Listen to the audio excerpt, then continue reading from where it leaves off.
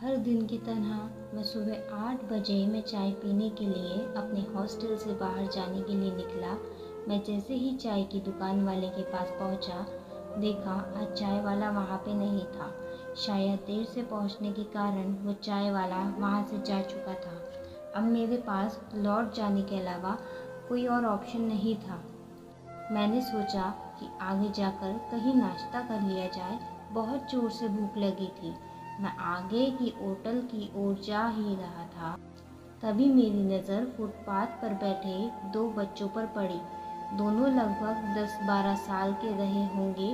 बच्चों की हालत बहुत खराब और कमज़ोर नज़र आ रहे थे। कमज़ोरी के कारण अस्थि पंजर साफ दिखाई दे रहे थे। वह भूखे लग रहे थे। छोटा बच्चा रोते हुए बड़े भाई को खाने के बारे में कह रहा था। बड़ा भाई उसे चुप कराने की कोशिश कर रहा था।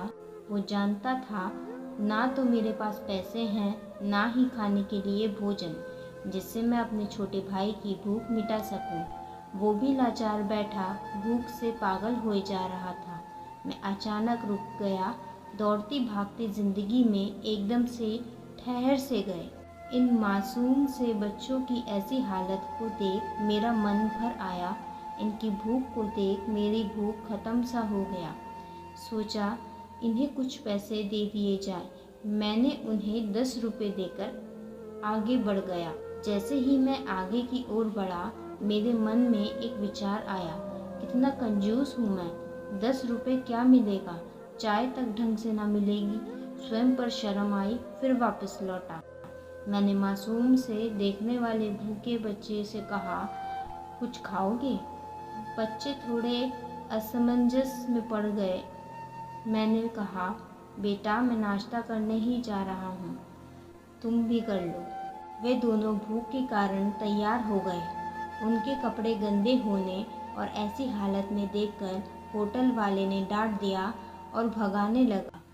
मैंने कहा, भाई साहब उन्हें जो खाना है वो उन्हें दो, पैसे मैं दूंगा। मेरे बातें सुन होटल वाले ने आश्चर्य से मेरी ओर देख उसकी आंखों में उसके बर्ताव के लिए शर्म साफ दिखाई दी। बच्चों ने नाश्ता, मिठाई व लस्सी मांगी। सेल्फ सर्विस के कारण मैंने नाश्ता बच्चों को लेकर दिया। बच्चे जब खाने लगे, उनके चेहरे की खुशी देख मेरे चेहरे पे स्माइल आ गया। उस वक्त हमें दुनिया की काफ़ी अच्छी फीलिंग आ रही थी। उन 2 मासूम बच्चों को देख अपना बचपना याद आ गया।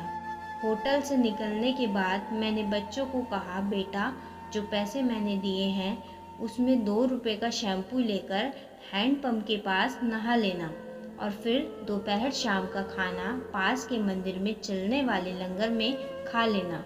और मैं नाश्ते के पैसे देकर फिर अपनी दौड़ती दिनचर्या की ओर बढ़ निकला। होटल के आसपास के लोग बड़े सम्मान के साथ देख रहे थे। होटल वाले के शब्द आदर में परिवर्तित हो चुके थे। मैं अपने हॉस्टल की ओर निकला। थोड़ा मन भारी लग रहा था। मन थोड़ा उनके बारे में सोचकर दुखी हो रहा था। रास्ते में मंदिर आया। मैंने मंदिर की ओर देखा और कहा, हे भगवान, आप कहाँ हो? इन बच्चों की ये हालत, ये भूख, आप कैसे चुप बैठ सकते हैं? मोरल, आज हमारे आसपास मैं ना जाने ऐसे कितने लोग हैं जो गरीबी के कारण एक पल के लिए खाने के लिए उनके पास भोजन नहीं है और ना ही उनके पास पहनने के लिए कपड़े हैं। जहाँ पे इस तरह के बच्चे आपको देखें, आप उनकी मदद ज़रूर करें। जितना हो सके उतना मदद ज़रूर करें। उसके बाद आपको जो खुशी मिलेगी ना, वो और खुशी कहीं और नहीं मिलने वाली आपको। हम बदलेंगे, युग बदलेगा। हम सुधरेंगे, युग सुधरेगा। आपको कहानी कैसी लगी, हमें आप अपने कमेंट के माध्यम से बता सकते हैं। ऐसे ही कहानी सुनने के लिए प्लीज़ हमारे चैनल को सब्सक्राइब करें। अपने दोस्तों के साथ इस वीडियो को शेयर करें और लाइक करें। धन्यवाद।